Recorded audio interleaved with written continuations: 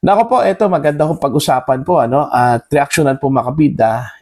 As expected po, itinuro po ang mga Duterte mga kabida na siyang dahilan kung bakit po nangyari po ito hong pamamaril po ng dalawang mga estudyante sa kanilang mga kapwa estudyante sa may Tacloban City po, kamakailan lang po mga kabida.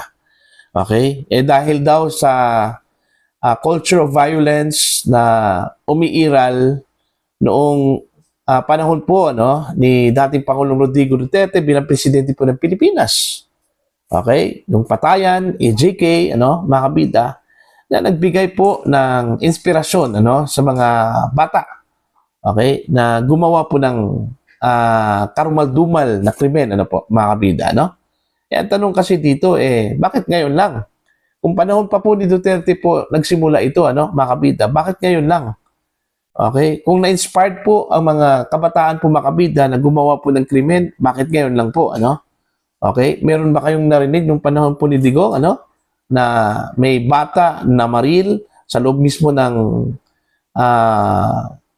eskwelahan po, mga kabida? Okay? Kung ang umiral po na culture of violence nung panahon po ni Digong, mga kabida, sana ang dami yung mga insidente po, mga kabida na kung saan involved ang mga estudyante, mga kabida, Bakit ngayon po sa panahon po ni Marcos po nangyari ito? Alright? Ito, isa po sa mga nabasa ko po, na paninisi po mga kabida, sa mga Duterte.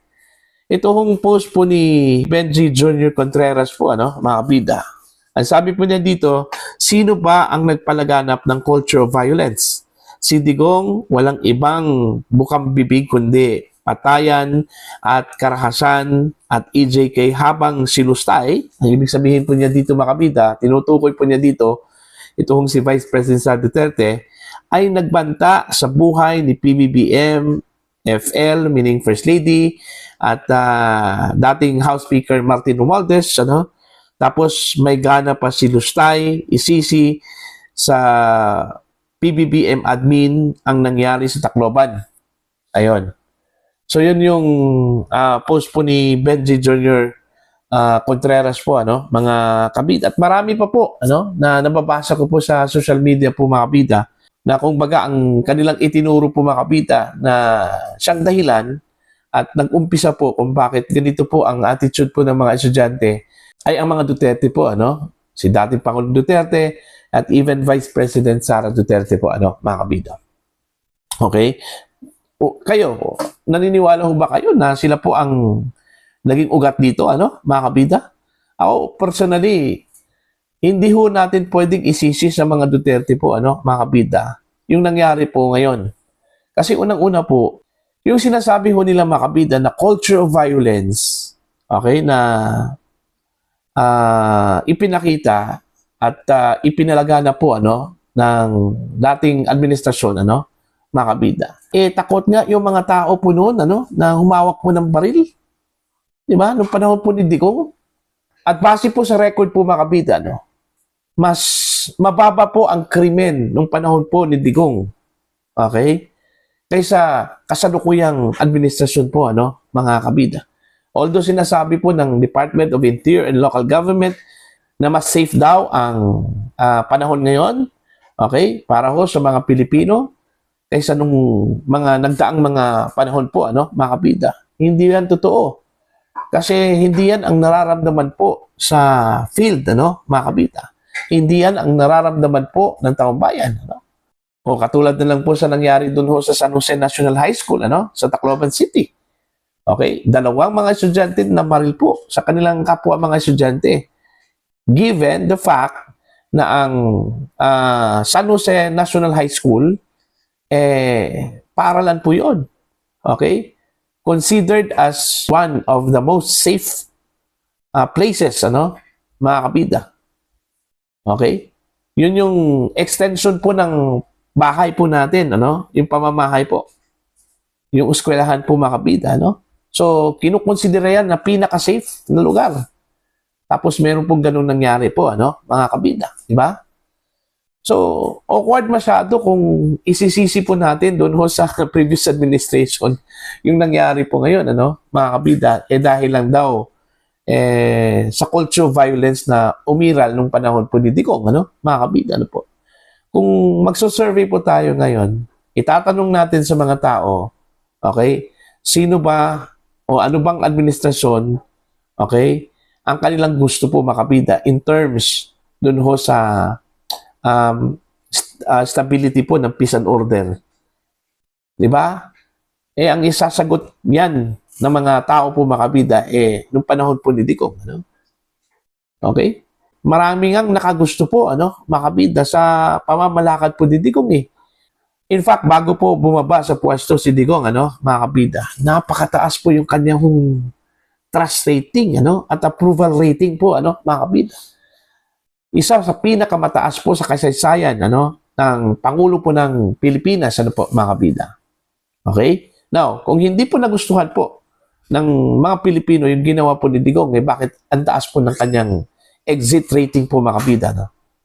Okay? Bago po siya bumaba sa pwesto, okay, nasa 80 to 90% yung kanyang trust rating po, ano, mga kabida. Ibig sabihin po, okay, nagustuhan po ng taong bayan, nagustuhan po ng mga Pilipino yung kanyang pamamaraan po, ano, sa pag-curve ng criminality po, ano, sa bansa. Okay? Yung pagsugpo sa mga krimen, ano, mga kabida. Yung pag-maintain ng peace and order sa Pilipinas. Yun yung nagustuhan po ng taong bayan, ano, mga kabida. Okay? Hindi po katulad ngayon. Okay? Honestly, kung nasa field lang talaga yung mga opisyal, kung ang kanilang pakiramdam po ay katulad po sa mga ordinaryong mga Pilipino, ano, baka iba yung sasabihin po nila, mga kabida. Alright? Katulad na lang po sa sinabi po ni Secretary John Vic, ano, ng Department of Interior and Local Government, na mas safe daw ngayon kumpara nung mga previous administrations, ano, mga kabida. Okay? Kaya proud na proud daw si Secretary John Vic na ito daw ang sitwasyon ngayon, ano, sa panahon po ni PBBM, ano, mga kabida, which is opposite naman po yung totoong nangyari po sa labas, ano, mga kabida. Diba? Oh. So bakit isinisi po natin sa mga Duterte yung nangyari po sa Tacloban? Okay? Unang-una po, ang dapat sisihin po natin dito, ano, itong Juvenile Justice Act po, ano, ni Senator Kiko Pangilinan, makabida, ano po. Kasi mantakin nyo, meron pong convo na lumabas po, makabida, dito ho sa dalawang mga suspects. Kung saan po ay pinag-usapan po nila, makabida, about the Juvenile Justice Act. Proud na proud pa po sila, ano, makabida, na hindi raw sila maaring kasuhan dito, ano. Mantakin nyo yan, at the age of 14 years old, 14 or 15, ganun na po yung kanilang pag-iisip po. May depensa na po sila, mga kabida na po. Okay? Alam po nila na hindi po sila makakasuhan dito dahil sa Juvenile Justice Act, ano, mga kabida. See? Doon pa lang.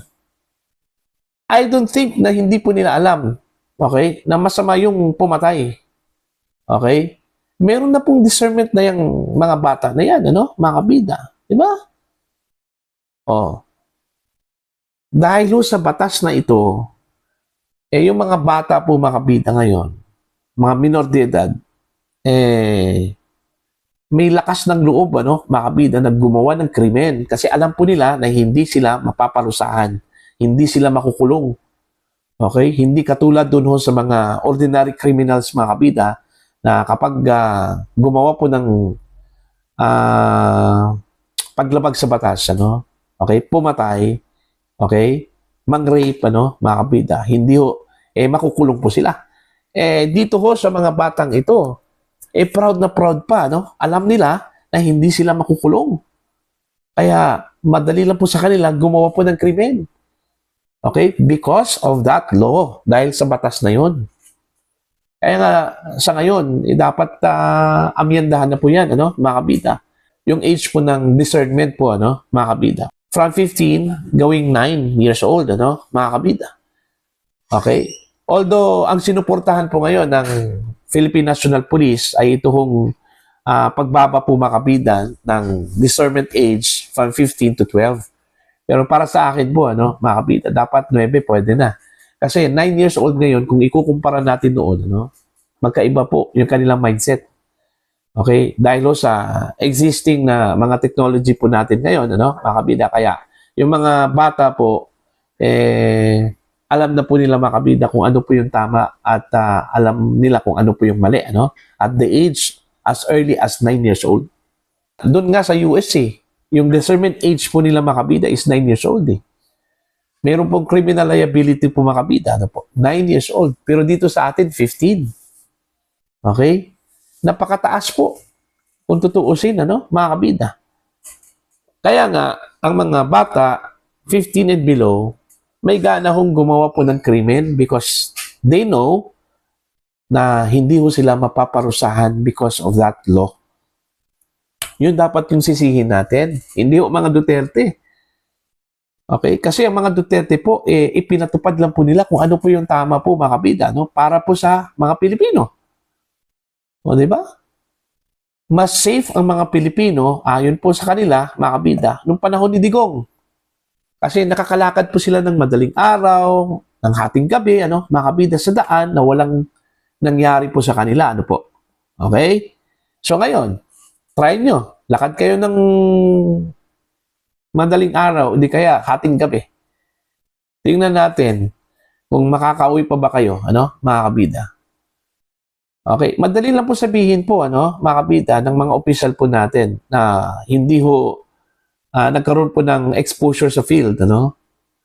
Alright? Yung pagiging ordinaryong tao yun yung mas maganda po na i-immerse po, ano, dito ho sa mga opisyal po natin para makita nila at mararamdaman nila mga kabida na iba yung kanilang sinasabi kaysa actual na nangyayari po sa labas, ano, mga kabida, ano po. Okay?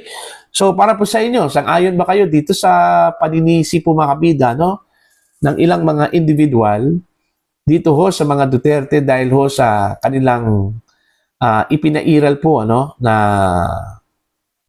kamay na bakal, ano po, mga kabida. Ito, wag natin sabihin na culture of violence, kundi kamay na bakal po. Okay, mga kabida. Disiplina, ano? Oh. Yan daw yung naging dahilan kung bakit arisgado daw yung mga kabataan natin ngayon, ano? Mga kabida. Hindi lang po mga kabataan, pati yung mga adults.